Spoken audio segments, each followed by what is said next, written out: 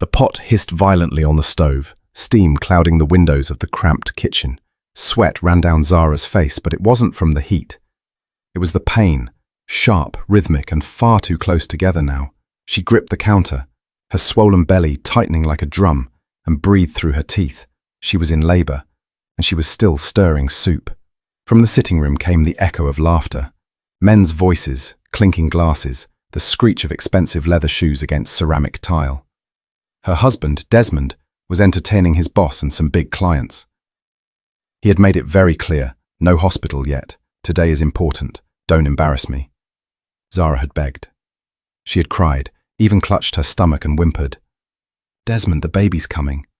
But he only frowned, adjusted his cufflinks and said, Push through to beg. You're a woman. You were made for this. That was 2 hours ago. Now she stood barefoot on a cold kitchen floor, contractions stealing the strength from her knees. One hand held the wooden spoon, the other braced against the counter. Her phone was in her apron pocket, but she dared not call anyone. Desmond had taken her car keys, locked her inside. She was a prisoner in her own home, and in her own body. The soup boiled over. Zara flinched, blinking away tears. From the corridor, Desmond's voice boomed. Zara, is the soup ready, or are you still acting like Queen Victoria in there? She didn't answer. She couldn't. Another wave of pain hit, this one worse than the last. She dropped the spoon. It clattered to the floor. Her breath caught. Water trickled down her thigh. Her water had broken. For a second, she panicked. Her heart raced. What if she collapsed right here? What if the baby came before she could even scream? But then, a strange stillness. Zara straightened, her face pale but calm. She turned off the gas and picked up the tray of steaming agusi soup and jollof rice she'd managed to finish. Her hands trembled as she walked slowly toward the living room, every step accompanied by a silent cry of pain. As she entered, the room fell quiet. 4 well-dressed men sat around the dining table. All eyes turned to her, but one man's gaze locked in. He looked up from his seat, mid-40s, sharp navy suit, eyes dark with shock. Zara? Zara blinked. The tray almost fell from her hands. She hadn't heard that voice in 10 years. It was Tunde. And before she could say a word, her knees gave out. She collapsed right there, in front of her husband's boss, clutching her stomach in full labor. And Tunde, the guest of honor, the man in the navy suit, leapt from his chair just as Desmond jumped to his feet, cursing under his breath. But Tunde didn't move toward Desmond. He ran straight to Zara. Get her to a hospital! Now! Tunde barked. Then he turned to Desmond, his voice low, dangerous. And you. We'll talk about you later. The hospital lights were too bright. Zara blinked against them, disoriented, her body trembling from pain and exhaustion. The world around her was a blur of white coats, beeping machines, and urgent voices. She heard one voice above the rest. Tunde, please step outside. We're taking her in now. No, came the firm reply. I'm staying until her people arrive. Zara turned her head slightly on the stretcher, lips dry, vision blurry. But the face she saw through the haze made her heart stop. It really was him. Tunde Okonkwo, the man she had once loved before life shoved them apart, before the scholarship that took him to the US, before her father's illness, before Desmond. And now here he was, richer, stronger, standing at her side like time had bent backward just to bring him here. As the doctors wheeled her into delivery, she squeezed his hand. Tunde looked down, his eyes soft but stormy. He nodded, silently promising her something. She didn't know what, but it gave her just enough peace to push through. Hours passed. When Zara finally opened her eyes again, the pain had dulled. The baby, her baby, was swaddled beside her, breathing gently, beautiful and safe. She smiled, tears falling freely. A nurse stood nearby, gently adjusting her drip. You had a baby girl, the nurse said warmly. Strong lungs, just like her mama. Zara let out a weak laugh, then her expression shifted. Where's Desmond? The nurse's face changed, tight, cautious. He was here, left a few hours ago, but she hesitated. Someone else is still outside, waiting. Moments later, the door creaked open. Tunde stepped in, still in his suit, shirt sleeves rolled. His eyes were tired but kind. Zara tried to sit up, wincing. He moved quickly to help her. Careful, he said. You've been through war. She chuckled softly. Feels like it. A silence stretched between them, full of everything unsaid. Then Zara spoke, her voice barely above a whisper. You shouldn't have helped me. Tunde raised an eyebrow. Why not? Because I left you without a word, years ago. And now you see me. Like this. He was quiet for a moment. Then he pulled a chair close and sat beside her. You didn't owe me anything, Zara. Life was cruel. But seeing you again like that, cooking while in labor, collapsing in front of strangers, his jaw clenched. No woman deserves that. Zara looked down at her daughter, guilt and shame flooding her chest. I stayed because I didn't have a choice. My family depended on Desmond. I thought suffering in silence was better than being alone. Tunde nodded slowly. You're not alone anymore. She looked at him, stunned. What do you mean? He reached into his breast pocket and pulled out a thin leather wallet. From it, he slid a card across the table. It bore the logo of the Okonkwo Foundation. Tomorrow, I want you to meet someone from my team. We help women get back on their feet. Shelter, legal aid, employment, everything. Zara stared at the card. Her fingers trembled as she picked it up. But why? Why me? Tunde leaned in, voice steady. Because you were the strongest person in that room. And because your husband has no idea who he tried to humiliate in front of me. He paused, eyes narrowing. Desmond thinks today was about food and business. But what he served was the end of his own reputation. Desmond paced his living room like a trapped lion. The meeting was supposed to change everything.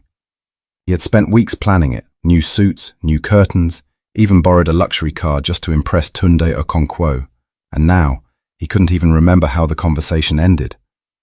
All he could picture was Zara, his wife, sprawled on the floor in labor, while his guest of honor jumped to save her like some knight in shining armor. And Tunde, that name rang louder now. It wasn't just any guest. It was Tunde Okonkwo, the same name on the Forbes list, the tech mogul who owned half of Lekki and funded 3 statewide education reforms. A man Desmond had been chasing for months to sign off on a real estate merger. Now he'd seen Desmond scream at his pregnant wife, and worse, he knew her. Desmond poured himself a drink, but his hands shook. The whiskey sloshed over the edge. His mind flashed back to the look Tunde gave him at the hospital. Deadly calm, judgmental, and full of disgust. Just then his phone buzzed. He snatched it up. Dummy, this deal is on hold. It was one of the board members from the Okonkwo Foundation's subsidiary. No greeting, no pleasantries, just on hold. Desmond's heart dropped. Wait, what? Why? But the call had already ended. He threw the phone against the wall, glass cracked, his pulse thundered in his ears. And then, for the first time in a long time, he felt something he didn't recognize at first. Fear. At the hospital, Zara had just finished feeding her daughter when her phone buzzed. Tunde had arranged to get her old SIM card reactivated. A quiet luxury she hadn't felt in years. Her own phone, her own number, her own name. It was a message from Desmond. We need to talk. I'm coming now. Zara's stomach tightened, but not from pain. She stood, placed her daughter gently in the hospital crib, and checked her reflection in the mirror. Her face was tired, pale, but her eyes looked different now. Stronger. The knock came fast, hard, impatient. Zara sat down, hands folded in her lap. The nurse opened the door and stepped aside. Desmond entered, wearing a fake smile stretched too thin. There's my queen, he said, reaching to touch her shoulder. She pulled away. Desmond's eyes flashed, but he kept his tone sweet. I brought you flowers, he said, placing them on the side table like a trophy, and I wanted to apologize for the other day. Zara said nothing. I was stressed. That deal was important. Still silence. Anyway, it's all behind us now, yeah? Let's just move on. Focus on our baby, our family. What do you say? Zara looked at him then, long and hard, and finally spoke. Tunde told me everything. Desmond blinked. Tunde? He told me about the deal, and how it's over. He told me what you've lost, and what I've gained. Desmond's jaw tightened. You're not going to make a fool of me, Zara. She smiled calmly. You already did that yourself. Then she reached into the drawer beside her, pulled out the foundation card, and slid it across the table. This time, she said, I have powerful friends too. Desmond stormed out of the hospital room, his ego bruised and his blood boiling. Outside, the corridor was quiet, but his mind screamed, "How could she talk to me like that? In front of my child, in a hospital I paid for?" He had always been the one in control. Zara cooked what he liked, wore what he approved, and spoke only when he allowed it. She was predictable, obedient, useful until now. Now, she looked at him like she wasn't afraid anymore. Like she saw him. He pulled out his phone and dialed his lawyer. "She's getting bold," he hissed, judgmental and full of disgust. Just then his phone buzzed. He snatched it up. "Dummy, this deal is on hold." It was one of the board members from the Okonkwo Foundation subsidiary. No greeting, no pleasantries, just on hold. "Check if she's moved anything from the joint account. Freeze it if you must. And start prepping for a custody case. I'm not losing control of this family." The line was silent for a second. Then the lawyer cleared his throat awkwardly. Desmond, that may not be so easy." "What do you mean?" he snapped. "There's been a petition from a legal rep linked to the Okonkwo Foundation. They're claiming emotional abuse, unlawful confinement, and financial coercion. And there's surveillance footage from your home." Desmond's mouth fell open. "Footage? From where?" "Kitchen camera. You forgot you had it installed." Desmond swore under his breath. He had placed that camera to monitor the housemaids, but now it had caught him yelling at his wife in the middle of labor. The lawyer hesitated again. "There's also a witness. A neighbor said they heard her screaming for help 2 nights ago." Desmond hung up. His hands were shaking now. Everything was slipping. At the Foundation's Lagos office, Zara sat across from a kind-eyed woman named Kemi, a legal advisor and trauma support expert. Zara had spent the last hour recounting her story, every bit of it. The humiliation, the insults, the locked doors, the isolation. Her voice didn't tremble this time. She had lived through the fire. Now she was learning how to hold the matches. "Your case is strong," Kemi said, flipping through the documents. "We can file for full custody, restraining orders, even compensation. But you have to decide. Do you want to fight him legally, or do you want to walk away completely?" Zara looked down at the sleeping baby in her arms. Her daughter's tiny fingers curled tightly around hers. "I don't want revenge," she said softly. "I just want freedom, and a life where my daughter doesn't grow up thinking abuse is love." Kemi smiled. "Then we'll help you build that life." Zara exhaled slowly, her shoulders finally beginning to relax. Tunde knocked lightly and stepped in. "We're ready when you are," he said. Zara nodded and stood. As they walked out of the office together, Zara paused at the door and looked out at the city. The streets below were loud and fast, full of life, nothing like the quiet prison she had come from. She tightened her grip on her daughter. She was ready now, but miles away. Desmond wasn't done. That night, he made one final call, to a journalist he used to bribe for favors. "I have a story," he said coldly, "about a man stealing another man's wife, and using his charity to do it." The next morning, Zara woke up to her phone buzzing non-stop. Missed calls, text messages, Twitter notifications flooding in. She blinked, still adjusting to the soft sunlight in her small apartment's bedroom. The baby stirred in her crib beside her. Zara rubbed her eyes and picked up the phone. Then her heart dropped. #Okonkwo scandal was trending. She tapped the link. The headline hit her like a slap. "Married woman abandons husband after giving birth, finds comfort in billionaire arms."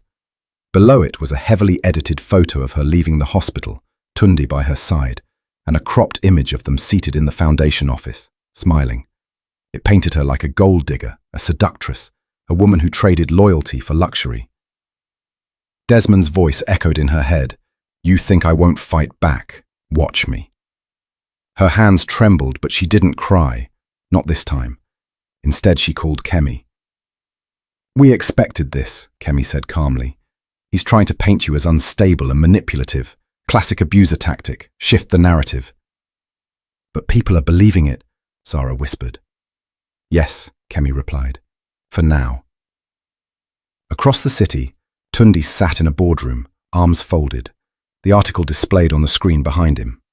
His executive team stared in stunned silence. One of them cleared his throat. "Sir, this could affect foundation partnerships. Donors are already calling." Another chimed in. "Do you want us to put out a statement, deny everything?" Tunde stood slowly, eyes narrowed. "No." They blinked. He walked to the front of the room and turned off the screen. I won't let a man who locked his wife in the kitchen during labor rewrite her story while we stay silent. But the optics. Let them talk, Tunde cut in. We'll show them the truth. Later that evening, Zara received another call from someone unexpected. Tommy Adebayo, the anchor of Nigeria Speaks, a national talk show with millions of viewers. I've followed your story, she said, her voice warm. You don't know me, but I'd like to invite you and Mr. Okonkwo for an interview. Tell your side, uncut. Zara hesitated. She had spent years hiding, keeping silent, covering bruises with makeup and excuses. But now she had a voice, and the whole country was watching. The studio lights were bright, but Zara held her chin high. Tunde sat beside her, hands folded. The host smiled politely as the cameras rolled. Welcome to Nigeria Speaks. Tonight we're joined by Zara Adeyemi, whose recent viral story has sparked national debate about marriage, wealth and power. Tommy leaned forward. Zara, the world has heard your husband's version. What really happened? Zara took a deep breath. Then she spoke. She told them about the kitchen, the contractions, the camera footage, the loneliness, the fear, and then the strength. Her words silenced the room. By the end, no one saw her as a villain. They saw her as a survivor. As they walked out of the studio, the crowd outside clapped softly. But someone else was watching from a dark car across the street. Desmond lit a cigarette with shaking fingers and muttered, "You think it's over, but I still have one move left." 2 weeks after the interview aired, everything changed. Zara's story exploded across the country. Social media erupted with support. Women shared their own stories under the hashtag #HearZara. NGOs reached out. Law firms offered pro bono services. Even politicians issued statements on emotional abuse in marriage. But the most unexpected shift came from Desmond's own world. His biggest investor pulled out of a joint housing project in Abuja. His company's reputation sank like a stone. And when the Corporate Affairs Commission got an anonymous tip about suspicious financial transfers linked to charity laundering, investigators came knocking. It wasn't long before Desmond's crisp designer shirts were swapped for interrogation room sweat. Meanwhile, Zara's world was blooming. She moved into a better apartment, bright and peaceful. Her daughter, Amari, was growing strong, cooing at every new sound.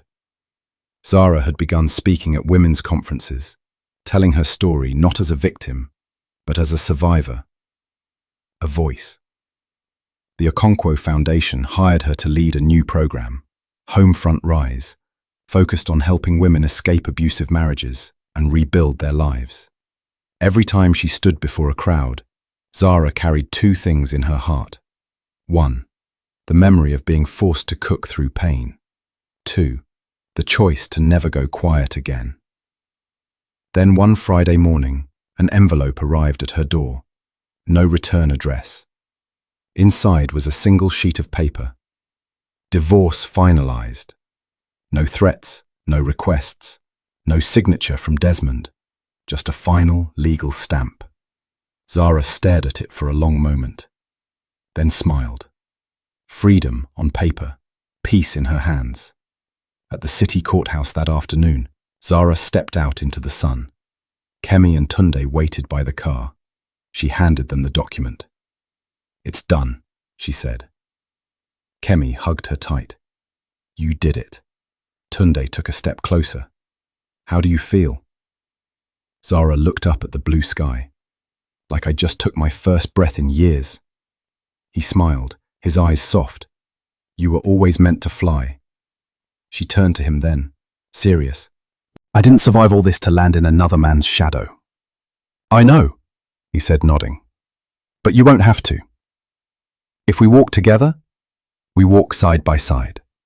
She smiled, a real, full smile. Not because she was in love, but because she was no longer afraid to be loved right. Weeks later, Desmond sat in a courtroom, sweating under the weight of charges. financial fraud, emotional abuse, and attempted coercion of a public figure. No lawyer could spin this one. When the judge asked if he had anything to say, he looked at the camera, knowing it was live. And with bitterness in his voice, he spat. She ruined me. That woman, Zara, she cooked my food and cooked my downfall. Outside, the media captured every word, but no one pitied him. Not this time.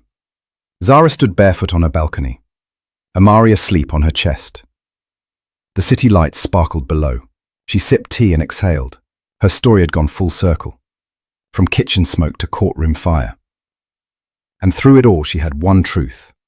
No matter what they serve you, pain, silence, shame, karma always finds a way to dress up and show up, sometimes in a suit. If you enjoyed this story, please like and subscribe, and don't forget to turn on the notification bell. Thank you. We hope to see you in our next video.